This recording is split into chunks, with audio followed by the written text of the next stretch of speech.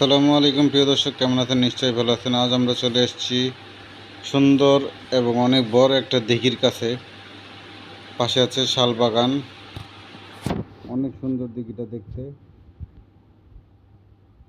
দিঘির পাশ দিয়ে আমরা ছুটে চলেছি।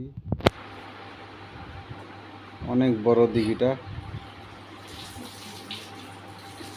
দিঘির আয়তন অনেক বড় হবে এবং দিঘিটা দেখতে অনেক সুন্দর। প্রিয় দর্শক, দিঘির পাশে বিশাল এক জায়গায় বাউন্ডারি করা আছে। সম্ভবত কোনো কোম্পানি এই বাউন্ডারিটা নিয়েছে।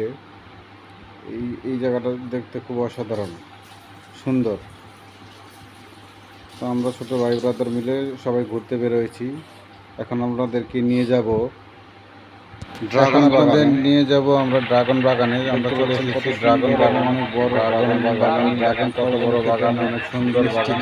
এই ড্রাগন ফলগুলো খেতে অনেক টক মিষ্টি হয়। এই ড্রাগন ফলের অনেক চাহিদা রয়েছে আমাদের বাংলাদেশে। বিদেশেও প্রচুর পরিমাণে ড্রাগন ফলের চাহিদা রয়েছে। তো আজ আমরা চলে আসছি ড্রাগন বাগানে। বিশাল বড় বাগান, আর গাছগুলো অনেক বড় হয়েছে। ফলগুলো ধরলে ড্রাগন বাগান দেখতে আরও খুব সুন্দর লাগবে। তো আপনারা দেখতে থাকুন ড্রাগন বাগান। বিশাল এরিয়া নিয়ে ড্রাগন বাগান। এই ড্রাগন বাগানের চারপাশ দিয়ে কাঁটা তারের বেড়া দিয়ে আটকানো, যাতে কোনো পশু পাখি বা গরু ছাগল ঢুকতে না পারে এবং বাগানের ক্ষতি করতে না পারে। বিশাল এরিয়া নিয়ে ড্রাগন বাগান। তো দেখতে থাকুন বন্ধুরা, ভালো থাকুন, সবাই ভালো থাকবেন। আল্লাহ হাফেজ।